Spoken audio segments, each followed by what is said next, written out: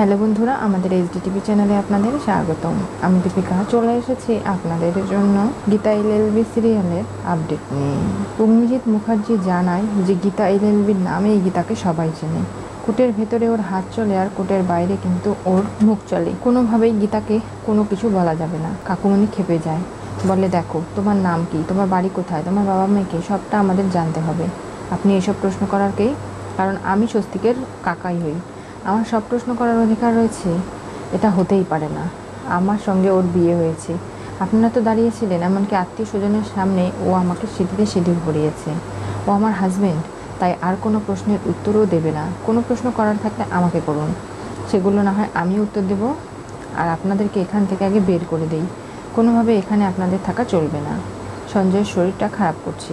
এই মিষ্টি, তোরা ওকে ঘরে নিয়ে যা। কোথায় নিয়ে যাচ্ছেন? কোনোভাবেই যাওয়া চলবে না।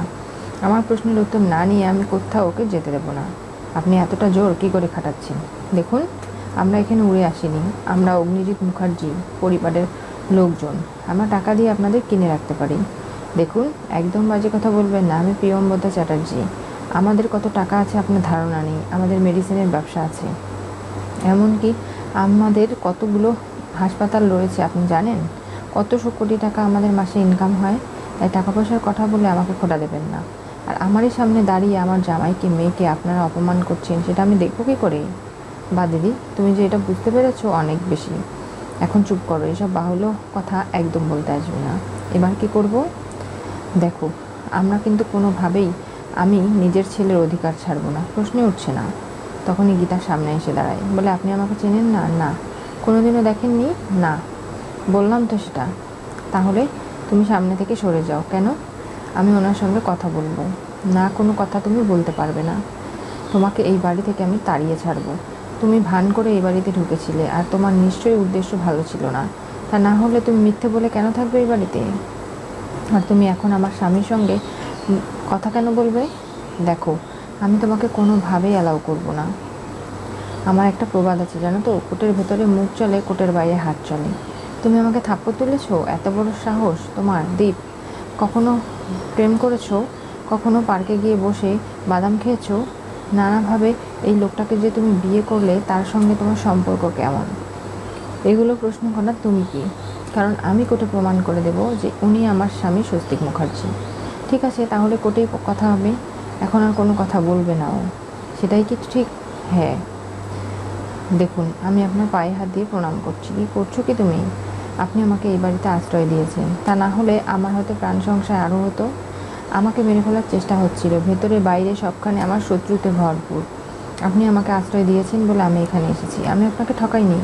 আমার স্মৃতি সত্যিই ছিল না। এই বাড়িতে যখন হলুদের সঙ্গীতের অনুষ্ঠান হয়, তখনই আমার আস্তে আস্তে মনে পড়ে আমার অস্তিত্বটা আসলে কী, আমি কোথা থেকে এসেছি। তখন আমি আপনাকে আর বলে বোঝাতে পারিনি, কারণ আমার একটা আশ্রয়ের দরকার ছিল। তবে আমি হাত জোর করে অনুরোধ করছি, এই লোকটার সঙ্গে আমি কথা বলতে চাই আলাদা করে।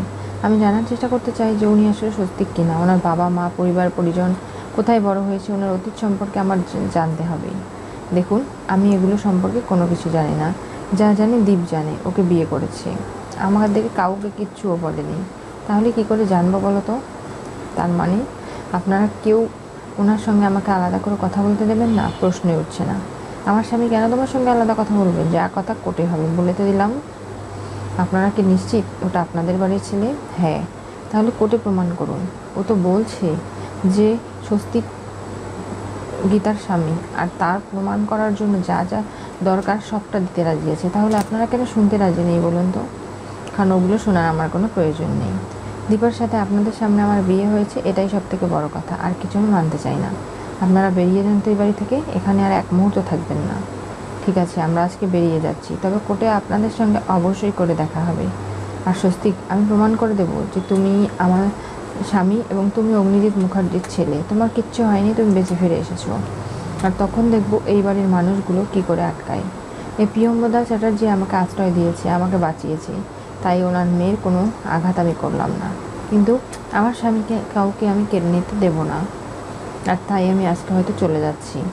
আপনারা কি শুরু করেছেন বলুন তো? সঞ্জয় তো বলছে যে আপনাদের কাউকে চেনে না, তারপরেও জোর কেন করছেন? ছোটকা, তোর বউ তোকে এতটা ভালোবাসে, আর তুই তাকে এতটা ভালোবাসতিস, সেই সব কিছু ফেলে তুই কী করে বিয়ে করতে পারিস? তুই কী করে ভুলে গেলি আমাদের? আমি তোর মায়ের পেটের বোন, তাকেও তো ভুলে গেলি? ছোট থেকে একসাথে কোলে পিঠে বড় হয়েছি, তোকে চিন্তা আমাদের ভুল হতে পারে না? তোর কি একবারও আমাদের কথাগুলো বিশ্বাস হচ্ছে না? তুই একটাবার ভেবে দেখ, আমরা তোর পরিবারের লোক না হলে এতটা জোর দিয়ে কি করে বলছি? কেনই বা তোর কাছে ছুটে এসেছি বলতো? কিন্তু স্বস্তিকের কোনো কিছু মনে নেই। কেন এগুলো হচ্ছে কাকাই সেটা বুঝে উঠতে পারছে না। কেন সব কিছু এরকমভাবে এলোমেলো হয়ে যাচ্ছে সেটারও কোনো হদিশ সে খুঁজে পাচ্ছে না। প্রিয়ম্বদা চ্যাটার্জি দীপকে বলে যে ওরা তো সবাই চলে গেল, এরপরে কী হবে? কিচ্ছু হবে না। কালকে ভাত কাপড়ের অনুষ্ঠান আর হবে না। কেন? কারণ এই কেস মামলা আইনের চক্করে আমি পড়তে চাই না। তার জন্য যা কিছু করার আমি করব। কালকে আমি সঞ্জয়কে নিয়ে চলে যাব বিদেশে হানিমুনে, আর ফিরে আসবো না। এই কোর্ট কাচারি জুনিয়র ঝামেলায় আমি পড়তে চাই না। আর সঞ্জয়কে আমি ভালোবেসে বিয়ে করেছি, ওকে আমি নিজের জীবন থেকে কখনো দূরে সরে যেতে দেব না। মুখার্জি পরিবারের সবাই বাড়ি ফিরে আসে। গীতা চলে আসে মুখার্জি পরিবারে। তখনই অগ্নিজিৎ মুখার্জি প্রচণ্ড রেগে যায়, বলে, গীতা তুমি আমাকে বলো, ওই প্রিয়ম্বদা চ্যাটার্জির বাড়িতে তুমি কি করে উপস্থিত হলে? আর ওখানে কি করে এবার স্বস্তিক আসলো? আর তোমার মাথায় চোট, সব কিছু আমাকে খুলে বলো। দেখুন, অগ্নিজিৎ মুখার্জি যখন আমাকে এই বাড়ি থেকে বের করে দিয়েছিল, তখন আমার কোনো কিছুই আর করার ছিল না। আমি থানায় গিয়েছিলাম এখান থেকে সব তথ্য খবর পাওয়ার জন্য, কিন্তু সেখানে আমি কিচ্ছু পাইনি।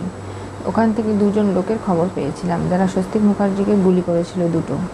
আমি সেখানে যাই, গিয়ে কথা বলি। তারপরে আমাকে কাব্যা তার বাড়িতে আশ্রয় দিয়েছিল। হ্যাঁ অকুল দিদিমণি, বুঝতে পারছো তো কেন দিয়েছিল? আমি জানি তোমার গর্ভের সন্তানকে ও নিতে চায়। স্বস্তিক মুখার্জির সন্তানের মা হতে চায়, তোমার কাছ থেকে কেড়ে নেবে, তার জন্যই এগুলো করেছে। আর সেজন্যই স্বস্তিকবাবুকে উনি যখন সরিয়ে দিয়েছে, তেমন তোমাকেও সরিয়েছে। আমি যখন অটো থেকে নামলাম, পেছন থেকে আমাকে আঘাত করা হয়। এরপরে আরও একটা আঘাত করা হয়, আমি মাটিতে পড়ে যাই। আমার আর কোনো কিছু বোঝার বলার থাকে না। আমি কি বুঝবো? তার আগেই আমি দেখি যে জ্ঞান ফিরে আমি হাসপাতালে। ডাক্তার আমাকে বলছে, আপনি আমাকে বুঝতে পারছেন, শুনতে পাচ্ছেন? আর তখনও আমার কোনো স্মৃতি ছিল না। পরে আমি মনে করতে পেরেছি যে আমি হাসপাতালে ছিলাম। তবে স্বস্তিকবাবুকে যারা দুটোগুলো করেছে, তারা কিন্তু কাব্যার পাঠানো লোক হতে পারে। আর এবার আমাকে যেভাবেই হোক না কেন সব সত্যিটা খুঁজে বের করতে হবে। ওই সঞ্জয় বলে লোকটি যে স্বস্তিকের মতো দেখতে, সে আসলে কোথায় থাকে, কি করে, সব কিছু আমাকে জানতে হবে। আর আমি এই বাড়িতে থাকতে পারিনি। এমনকি আমি আমার বাবার বাড়িতে গিয়েছিলাম, সেখান থেকে আমাকে বিতাড়িত করা হয়েছে। আমি কোথায় যেতাম, কি করতাম, আমার মাথা ঠিক ছিল না। আর এই সব কিছুর মধ্যে আমার দিদির হাত সব থেকে বেশি। গীতা, তুই যে অন্যায়গুলো করেছিস, তাতে তো শ্বশুরমশাই তোকে জায়গা দেয়নি। এমনকি আমার বাবা যদি জায়গা দিত, তাহলে আমার শ্বশুরমশাই হেরে যেত।